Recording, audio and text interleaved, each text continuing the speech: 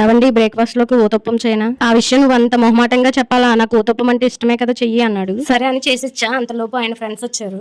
వీళ్ళకి కూడా ఊతప్పం పెట్టు, అలాగే టీ చేసి తీసుకురా అన్నాడు. ఏవండి టీ పెట్టడానికి చక్కెర లేదండి, ఇప్పుడు ఎలా ఏం చేయమంటారు అన్నాను. నువ్వేం కంగారు పడకు, చక్కెర లేకుండానే టీ పెట్టుకురా, నేను చూసుకుంటాను అన్నాడు. ఏంటో నాకు ఏమీ అర్థం కాలేదంటూనే టీ పెట్టాను. టీ అందరికి ఇచ్చి మా ఆయన ఒక చిన్న గేమ్ ఆడుకుందాం అన్నాడు. ఏంట్రా అది అన్నారు వాళ్ళు. మీకు ఇచ్చిన టీలో ఒక కప్పులో చక్కెర లేదు, అది ఎవరికి వస్తే వాళ్ళు అందరికి నైట్ కి డిన్నర్ కి పార్టీ ఇవ్వాలి అన్నాడు. అంతే. ఆ తర్వాత అందరి దగ్గర నుంచి ఒకటే మాట, ఓహో ఆహా అద్భుతమైన తీయని టీ, ఇటువంటి టీ నా జన్మలోనే తాగలేదంటూ ఒకరి తర్వాత ఒకరు అంటూనే ఉన్నారు. నేను నవ్వు ఆపుకోలేకపోయాను. మా ఆయన, ఎరా టీ అంత బాగుందా, ఇంకో కప్పు తెమ్మంటారా అని అన్నాడు.